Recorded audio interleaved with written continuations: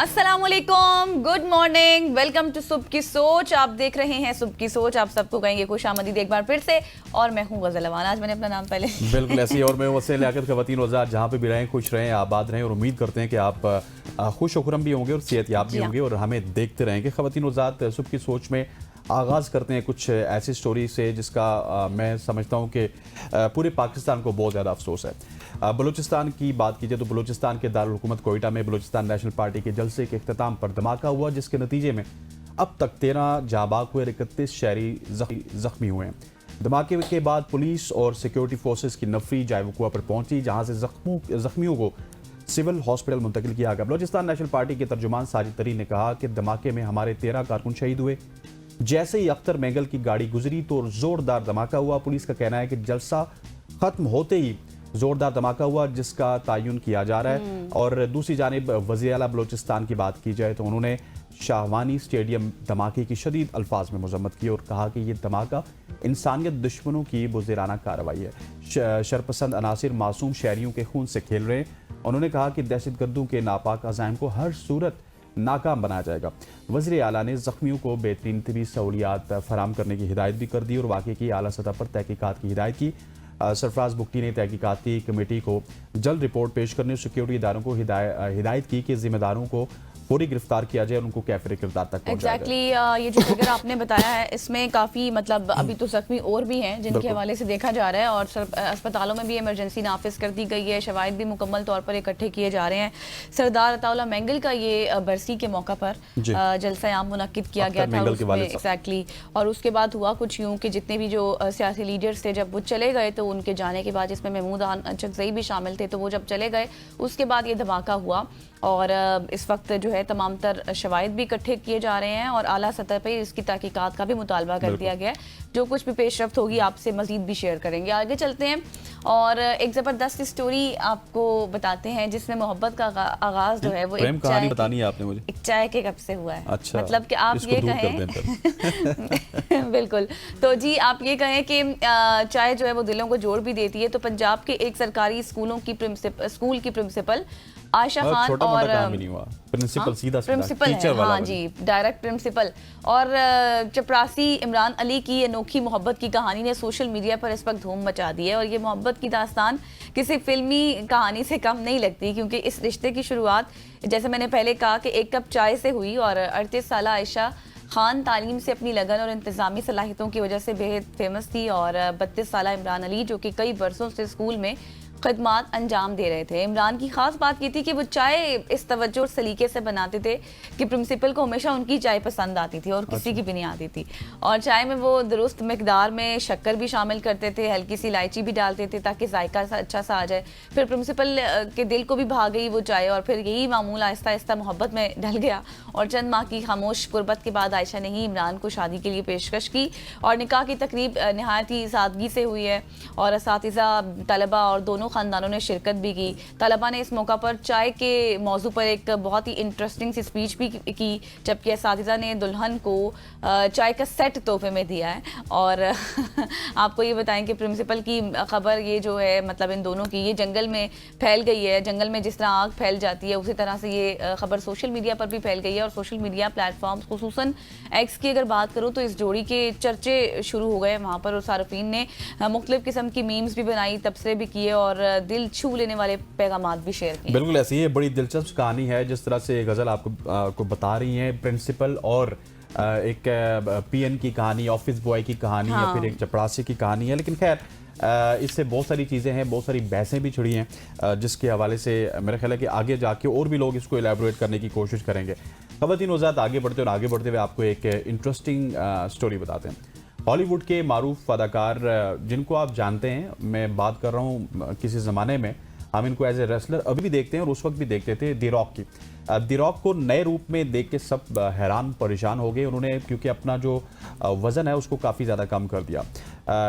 अगर दी रॉक की बात की जाए तो उन्होंने वीनस फिल्म फेस्टिवल में सबकी तवज्जो का वो मरकज़ बन गया, जहाँ उनकी नई फिल्म द स्मैशिंग मशीन के हवाले से आलमी प्रीमियर मुनक्किद हुआ। सोशल मीडिया पर खास तौर पर इनके वजन में नुमाया कमी और नए दुबले पतले रूप ने सबको हैरान कर दिया। सामने आने वाली तस्वीर में दी रॉक एक बटन अप शर्ट और ब्लैक पैंट में अपनी को स्टार एमिली ब्लेंट के साथ नजर आए। सारिफिन की जानिब से द रॉक के नए रूप को काफी पसंद किया जा रहा है और सोशल मीडिया पर दिलचस्प तबसरों का सिलसिला जारी है। जिस तरह गजल ने पिछली स्टोरी में बताया ना, तबसरे होते हैं। मुतअद्दिद सारिफिन ने खदशा जाहिर किया कि शायद ये तब्दीली सेहत के मसाइल के बायस हुई, ताहम कुछ ने कहा कि ये ज्यादा सेहतमंद तर्ज जिंदगी इख्तियार करने का नतीजा भी है। लेकिन रॉक को जब पहली दफा मैंने भी देखा तो मैं भी शॉक हो गया कि वही रॉक हैं जिनकी इतनी लंबी चौड़ी बॉडी होती थी, अब वो इतने स्लिम एंड स्मार्ट हो चुके हैं। उन्होंने अपना वेट भी कम किया और ये बिजनेसमैन भी हैं, अदाकार भी हैं, काफी फेमस हैं। और जो जिस अभी फिल्म की आप बात करते थे स्मैशिंग मशीन, उसमें जो उनका किरदार है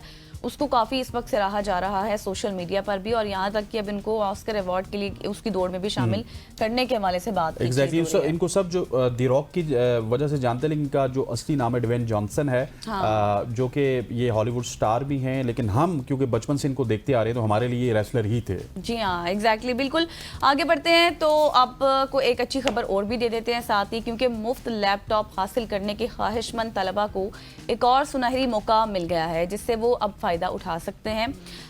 डिटेल्स कुछ यूं सामने आई हैं कि हुकूमत पंजाब ने बच्चों के लिए लैपटॉप स्कीम के दूसरे मरहले का अब ऐलान कर दिया है, जिसका मकसद सूबे भर में डिजिटल लर्निंग टूल्स तक रसाई को मजीद वुसअत देना है।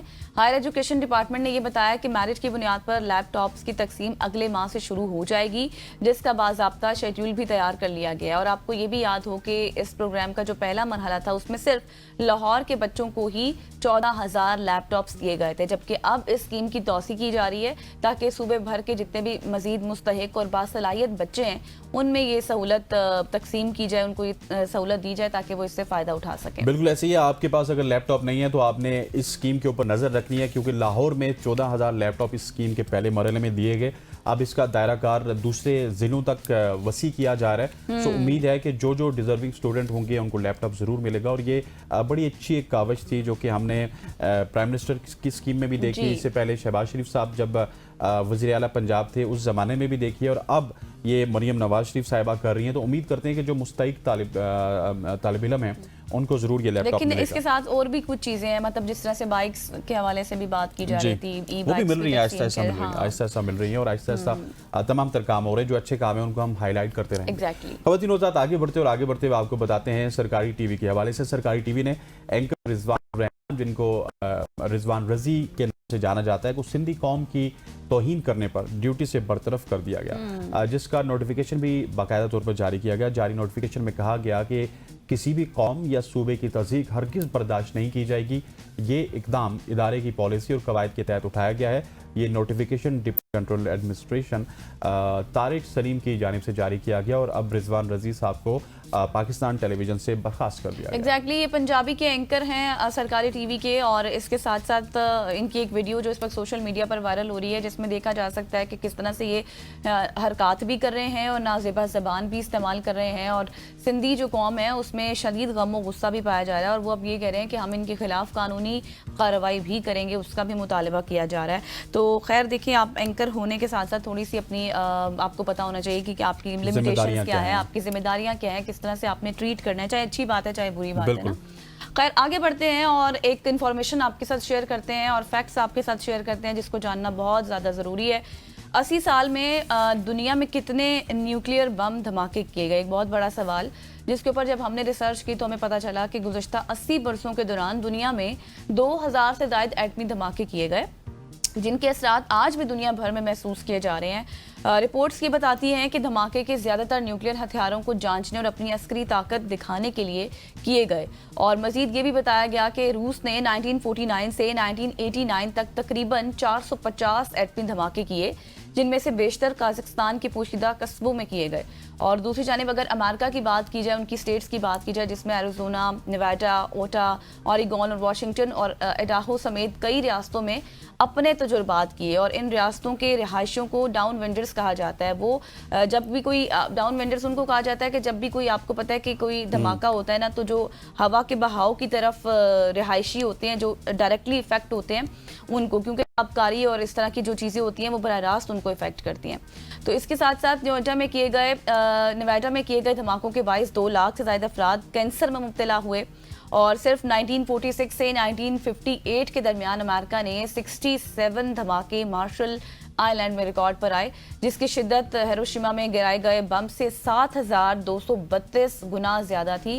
रिपोर्ट मजीद ये भी बताती है कि एटमी दौर की इब्तदा जापान पर एटमी हमलों के बाद हुई, जहां हिरोशिमा और नागासाकी के में 1,10,000 से जायद अफराद चंद लम्हों में मौत के मुंह में चले गए थे। और फिर बाद में क्या हुआ कि भारत, पाकिस्तान और शुमाली कोरिया ने भी अपने एटमी हथियारों के टेस्ट किए, जिसमें शुमाली कोरिया ने आखिरी बार 2017 में तजुर्बात अंजाम दिए थे। और साइंसदान ये कहते हैं उनके मुताबिक 1980 के बाद जो फ़ज़ाई आलूदगी थी वो बराह रास्त टेस्ट नहीं की गई।